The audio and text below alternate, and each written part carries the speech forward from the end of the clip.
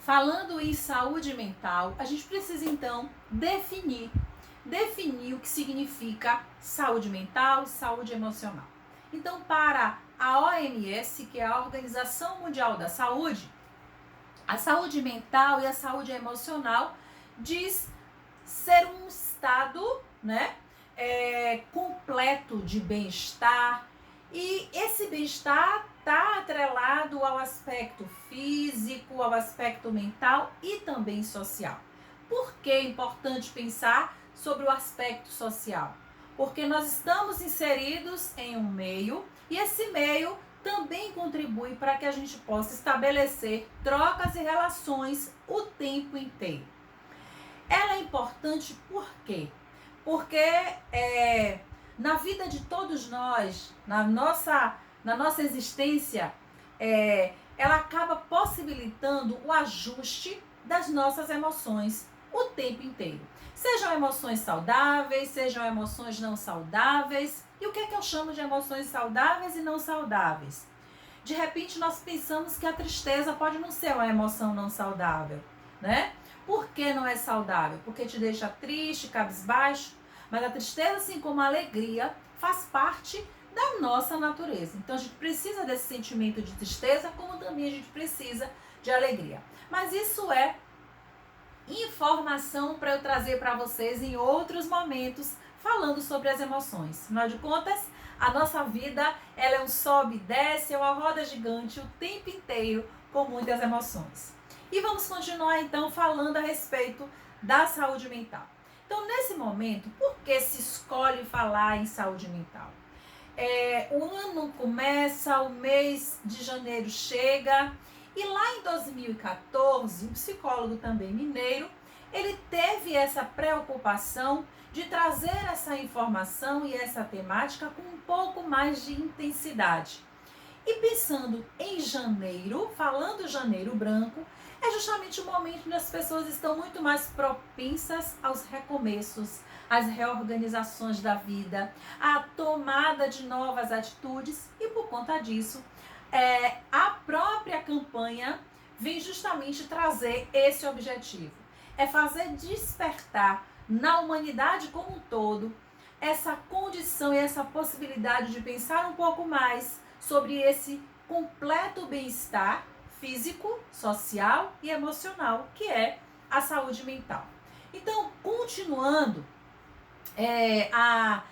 a informação a respeito da importância da saúde mental, eu queria aqui trazer para vocês o seguinte: alguns mitos e verdades são circulados o tempo inteiro sobre a saúde mental. Então eu quero aqui desconstruir com vocês alguns mitos e algumas verdades. O primeiro, por exemplo, é falar o seguinte: transtorno mental é sinônimo de loucura? Mito ou verdade? Mito. Por que que é um mito? Porque nem sempre o sintoma que você traz do transtorno mental é algo que você pode dizer que está louco. Vamos pensar aqui comigo. Se você tem um problema cardíaco, você busca um cardiologista. Se você tem um problema ortopédico, você busca um ortopedista. Então, se você começa a perceber que as suas ideias não estão tão organizadas, que suas emoções estão muito conturbadas, o que eu preciso fazer? Eu preciso buscar também um tratamento. Um tratamento que eu posso ter um viés medicamentoso, a depender do seu grau, mas eu também tenho um viés que é através do trabalho psicológico, onde eu, psicóloga e todos os outros colegas também desenvolvemos com as pessoas que trazem algum transtorno mental.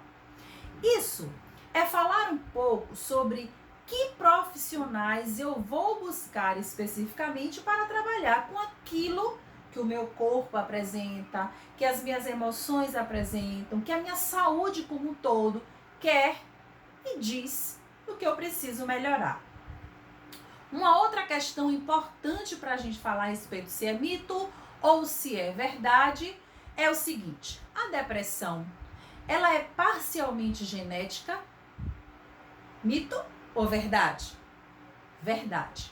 Existe sim, a partir de estudos que apontam que o componente genético está muito presente, inclusive vindos de parentes do primeiro grau, e com relação a esse transtorno depressivo de estar muito mais propenso a desenvolver em 2 ou 3 vezes mais em outras pessoas, né, da própria família.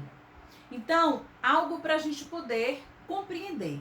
Além desse fator genético que a depressão traz, existem outros fatores que também são considerados importantes. Por exemplo, a presença de estressores ambientais, as relações muito conturbadas, o ambiente de trabalho, né? O modo como você vive a sua vida, isso também pode ser caracterizado como um fator, uma presença de um estressor ambiental.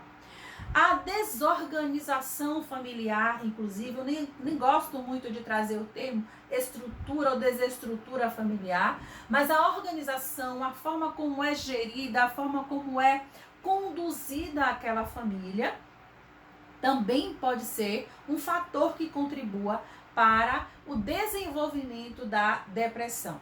E também há fatores que podem acontecer, eventos que podem acontecer lá na primeira infância. Então, por que eu, logo no início do nosso contato aqui, da nossa conversa, disse que a minha preocupação é a infância? Que o meu trabalho é voltado para a infância, porque é nessa fase da vida onde tudo acontece. Seja de positiva, seja de negativa, as histórias estão ali impregnadas, as crenças são construídas e a gente precisa ter um olhar muito, muito cuidadoso, específico para essa faixa etária. Então, os eventos que acontecem nessa primeira infância, e quando eu chamo primeira infância, eu digo do nascimento até os 3 anos de idade, e em seguida para a segunda infância, que é dos 2 até os 7 anos de idade. Então, é muito, muito delicado a gente pensar que essa camada da nossa população e essa fase específica da vida, ela tem uma importância muito grande para o que nós vamos ser daí por diante. Vamos então a outra fala que diz o seguinte: transtorno com a depressão e a ansiedade, ela pode impedir as pessoas de trabalhar? Mito ou verdade? Verdade.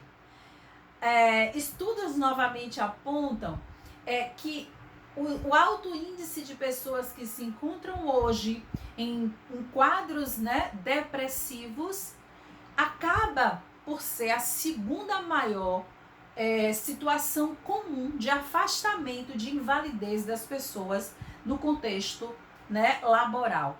Então, é uma tendência, inclusive, porque nós vivemos numa situação pandêmica, de ser acelerado, de ser despertado ainda mais esse nível, né, tanto da ansiedade quanto da depressão nessa nossa sociedade daqui por diante. Então, e ao último agora, mito ou verdade, eu quero trazer para vocês o seguinte: depressão e tristeza, elas são a mesma coisa? Mito ou verdade? Mito. A tristeza, ela é um sentimento que todos nós temos. Todos nós temos por que sentir.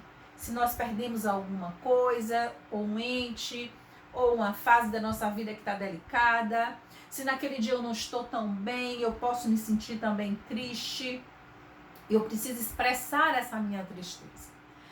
Só que o transtorno depressivo, além desse componente de tristeza, ele também acaba despertando outros sintomas. Exemplo, a falta de apetite, a falta de sono, a concentração, a sua memória que fica comprometida, a sua atenção, essa capacidade de sentir prazer pelas coisas, nem que seja por sentar e apreciar o tempo, comer uma coisa que você gosta.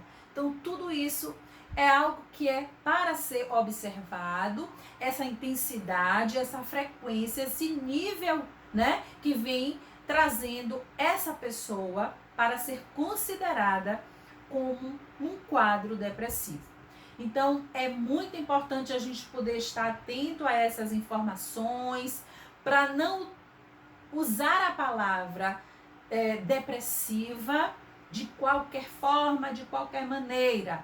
Estamos sim tristes, precisamos viver a nossa tristeza assim como vivemos a nossa alegria. Mas, para a gente poder finalizar aqui nesse nosso primeiro encontro aqui na InfoBahia Web TV, deixe a sua pergunta, a sua dúvida. O meu contato, inclusive, também no Instagram, @EmílioLimaPsi. O meu contato telefônico está aqui, que você pode enviar uma mensagem, que também é WhatsApp.